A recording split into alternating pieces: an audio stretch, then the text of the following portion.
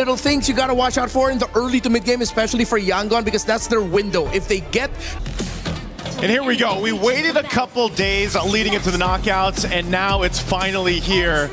This is the best part of the tournament, and we get to see what adjustments have been made for our team. Starting off with Yangon Galacticos and Pro Esports. Leo, welcome back. We missed you, man. We're jumping into this one. Mingalaba and homoy mao to all of the Cambodian and Burmese fans watching. This is a best of 5, and the action starts now.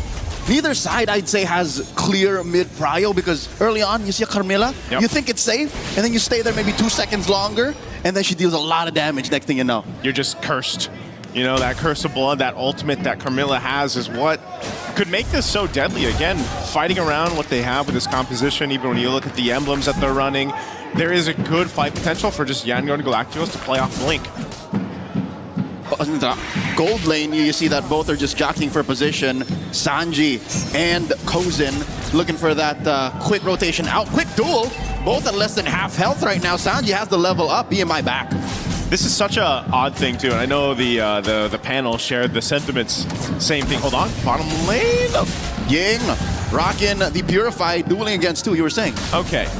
To go back to where the meta was just a little bit ago, maybe that is the solution. Just ban out those assassin junglers that have been being picked up so much throughout the course of MSC. You know, the Ling, the Harara, the Fanny now. And I'm wondering if that'll be the case, just because, again, it's the nature of the best of 5. You've got some variations you can go through, especially Game 1 and Game 2, depending how this series goes. But, so what you can expect is a little bit of a slower paced game because of the nature of the junglers that are in play here. You know, the fact that it's Guinevere. Oh, hold on, Han? Oh, sorry, I'm feeling coming in! Taking down Han! The Retribution Source, the jungler, out of the equation for Yangon early on. Turtle spawns. Well, that's unfortunate. So this is just going to be a turtle over to Pro Esports. A really good setup. And this is why they were saying, you know, you got to watch out for that Petrify. Sorry on Felix, this is one of his best heroes, this Yu Zhang that he's been able to go ahead and showcase throughout so far. Whoa. Pressure. PPP coming in, does not force the issue. They do get the Purify on Sanji. They pop that. They pop that Purify, man. But again, you don't want to let this Yu Zhang scale up an advantage in the lane matchup alone, and that's why, oh, here's a setup. Han finds a Requiem. Kaizen looking to take him down, gives the kill over to the jungler. Han finds his redemption. Now they pressure Coily. Coily will be able to secure the orange. Rolling away. All right, he gets one back. That's fine, evens things out. Han, again, on this Guinevere, so important to go ahead and either lead that charge. You give space to your Claude for Sanji to farm up, get to where he needs to be, get that power spike on the trinity of items, but right now, this is the course. Play around Han, set up potential, eventually the beacon is there as well.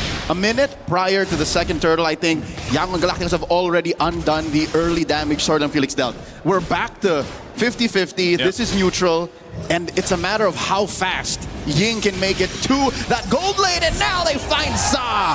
That soft little gore, the choke down on the Coily, holding on to that Puissance, does not get pressured to press it down, holding it for the 30-second turtle coming up.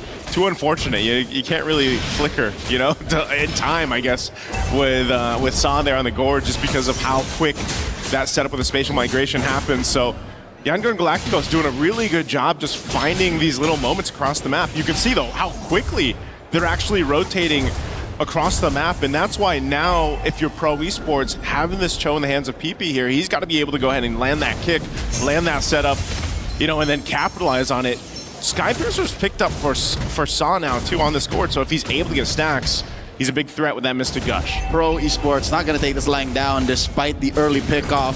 Yangon Galacticos up by a significant 500 gold. Jockeying for position. PPP getting pressured by Kaize. Purifies all off of cooldown on Yangon. Ying and Blink just pressuring the turtle. Okay, he wants to get his orange quick. Coily's going to be here in time. He's going to roll on through. Ying. And the Puissance is in. It's good. Blink with the revitalized. Han with the retribution to secure the turtle. Down goes Sorian Felix. PPP follows through. Coily finds Han. Felix falls in. And they're not done. They want Coily. And they'll get him. And they eventually will get the kill on Sanji. This Claude is farming up good. 2 kills already after the second turtle. Looking for Sa. Another choke down. One more. Ying gets it. Man, talk about a switch. Yangon Galacticos just decides to go in high drive, takes the turtle, takes some kills. Now they will capitalize on a tier 1 in mid. Oh, they're not stopping here. PPP, one more! Kaiser gets it.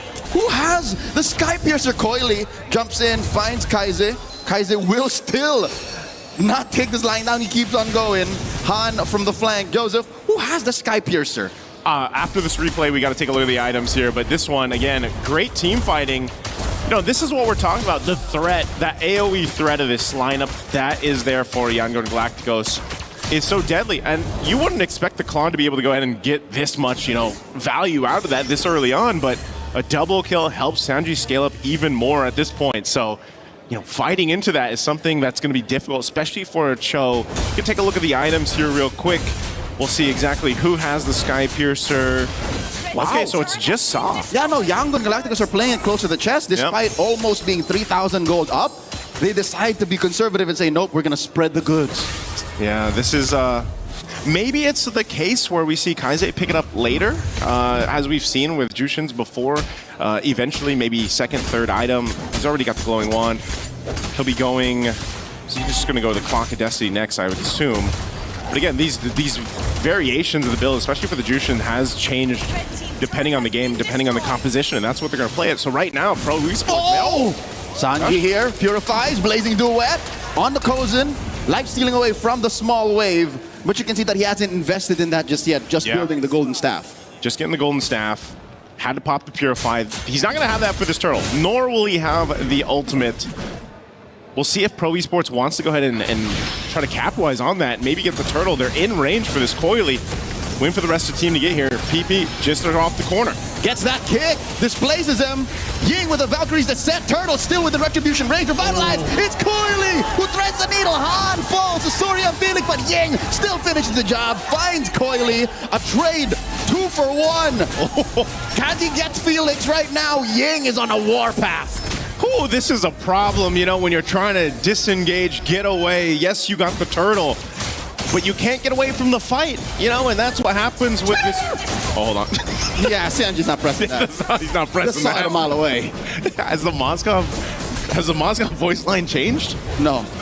But he has hit the SODs, significantly so for the past 7 minutes. It's just, you know, the one time he pressed it, they still lost. That's true, that's true. Oh, no, he's actually going to be in trouble now. Uh-oh. Kozin? Okay, he finds a dash to the other side. PPP looking for a punish. Massive Requiem finds Kozin regardless. And now they might find PPP 2! Another one!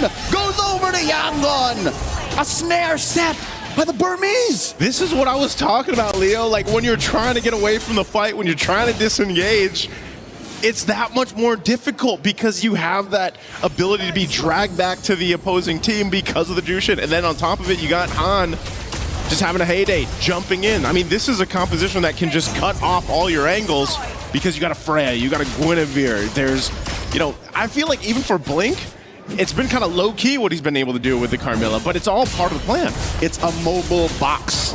Essentially what we've been missing throughout the first week of MSC. The fact that we thought we could win with the Eves, with the more, you know, immobile heroes like Eudora. Yeah.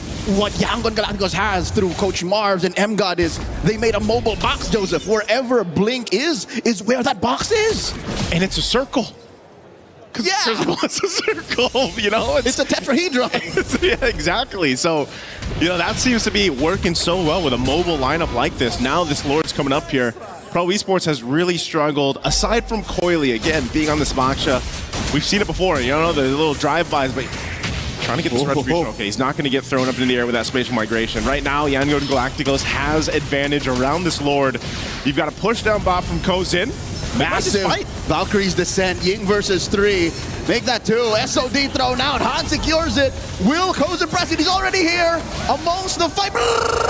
Into the back line. Sanji puts him in half health. Finds one. Make it another. Double kill for this Claude. And that's enough to keep Pro Esports at bay. Yangon with 2 kills and a Lord. Man, I can't believe that also Ying was just able to buy so much time on this Freya. You know, when he goes Valkyrie form, that's enough to go ahead and keep a lot of the members of Pro Esports at bay. And then it was a great time to just allow the Claude to come in. Sanji, again, 4-0-3.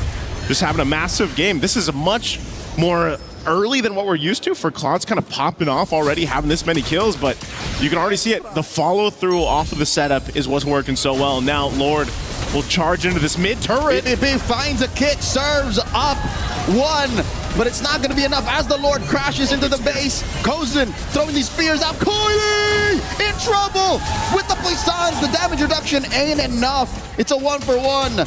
Hung up right beneath them is their turret fallen. Yep. Bottom lane shield goes down too. This is defensive Black Dragon form. Okay, they can use it. Swinging around. Sario and Felix trying to help here. Felix survives but gets choked back and slammed.